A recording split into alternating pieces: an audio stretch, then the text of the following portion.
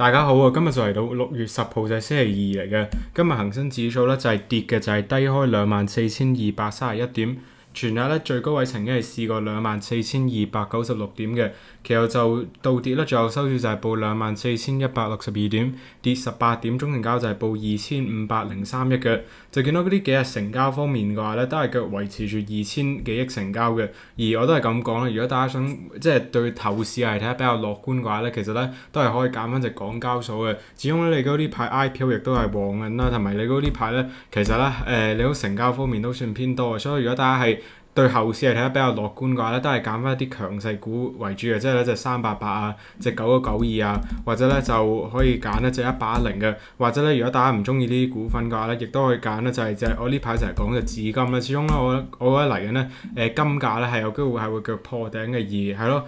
我覺得呢隻嘢咧即係2899咧都算比較落後嘅，所以我覺得呢隻中線啊係有機會係會上去20幾蚊嘅高位嘅，所以就如果話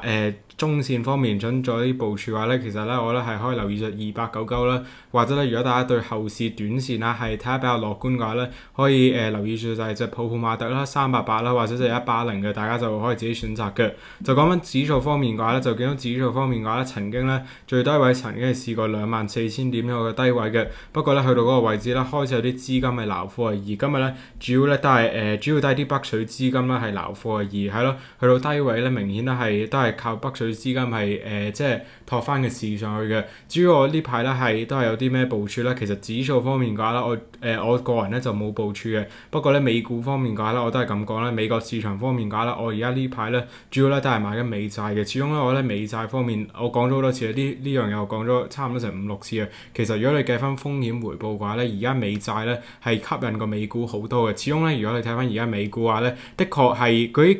如果你話企業盈利方面嘅話係繼續 keep 住有增長嘅。而如果你比較翻佢而家嘅市值嘅話咧，其實咧你當佢一個 fair value 嘅位置咧，而好多時候其實 fair value 嘅話咧，其實咧好多時候都係可以維持住嘅。只要間公司咧係有一個增長嘅話咧，間公司咧嘅股價咧係會跟住佢嗰個即係 EPS 係增長上去嘅。所以咧其實如果話美股大跌嘅話咧，我覺得機會唔大嘅。不過咧我個人投資方面嘅話咧，好多時候咧都係想要翻一個安全邊際嘅，即係咧萬一如果我哋真係即係萬一如果經濟衰退或者萬一間公司如果有啲嘢係搞唔掂嘅話咧，其實咧我都有一個安全邊際頂住我嗰個，即係我成本係夠低咧，因為有嗰個安全邊際咧，其實咧我倉位咧都唔會太受損嘅啫。所以就我個人咧就好少咧係會即係大注咁投資一啲即係唔係 fair value 嘅公司嘅，即係喺一個 fair value 嘅公司，好多時候咧我都係會買翻啲比較大安全邊際嘅公司嘅。所以就我個人就話咧美股方面嘅話咧，如果你係想部署嘅話咧，主要咧都係部署翻 ETF 係好好多啦，因為咧 ETF 方面嘅話咧，其實你只要肯坐嘅話咧，即係你5-6年嘅話咧，其實蝕嘅機會咧真係好細嘅。所以如果大家係想投資美股嘅話咧，都係揀翻 ETF 為主嘅。不過咧我個人就咧，如果你話美元資產方面嘅話咧，其實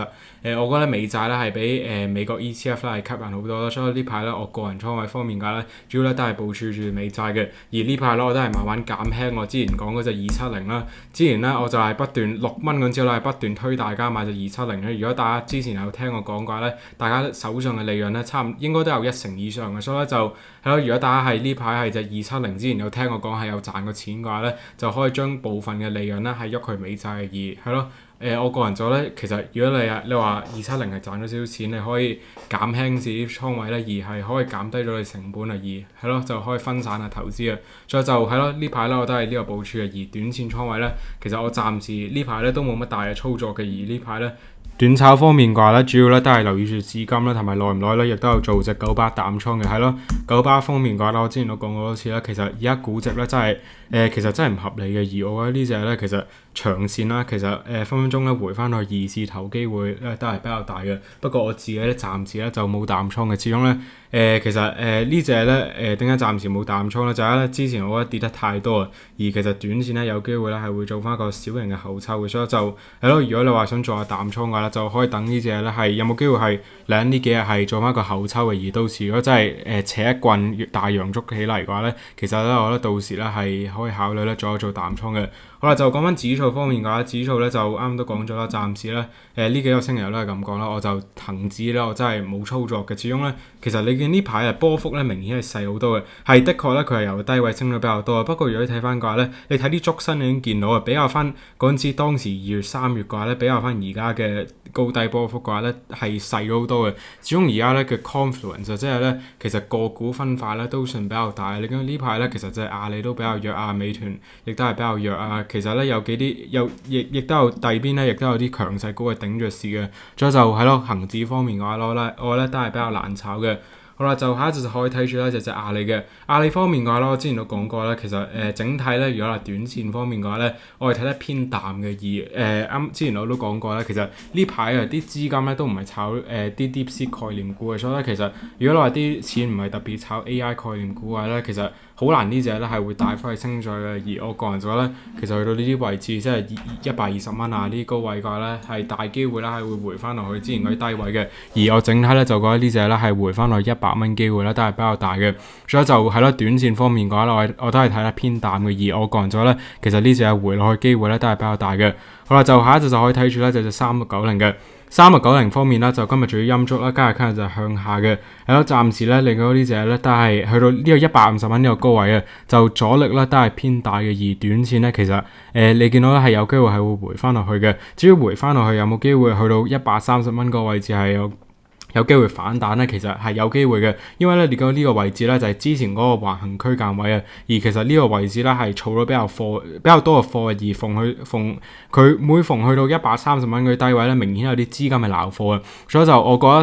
得即係隻美團咧，就算回落去嘅話咧，其實130蚊嗰個支持咧都係比較大嘅。不過咧，雖然如果你話技術面方面130蚊支持都係比較大啦，啱啱都講咗啦，其實你亦都要睇翻資金面啊，而呢排啲資金咧都唔係炒3690啦，所以就如果個市真係回落去嘅話咧，其實我覺得呢隻係回翻去120蚊低位咧，都係比較大嘅，所以就係咯。如果你話自己要做操作嘅話咧，其實我覺得你要等回到落120蚊咧先好再買貨嘅。不過咧，如果大家倉底一股都未有嘅話咧，其實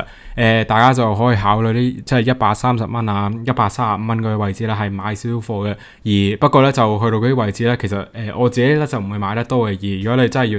大注一買落去嘅話咧，其實咧我覺得要等到120蚊以下嘅位置咧先抵嘅。好啦，就最後就可以睇住第700嘅700方面啦，就今日仲要陰燭啦，加日間就向下嘅。係咯，就700方面嘅話，呢排咧其實波幅亦都係比較細咧，而暫時咧都冇乜方向嘅，係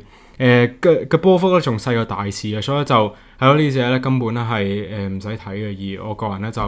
冇操作嘅。好啦，就講到差唔多，記得我以上我都唔係投資建議啊，就意見只供參考。記得大家睇完消化後先到做任何嘅部署，投資又涉及風險啦，任何選擇或者收益咧就對個人無關嘅。好啦，就講到差唔多，拜拜。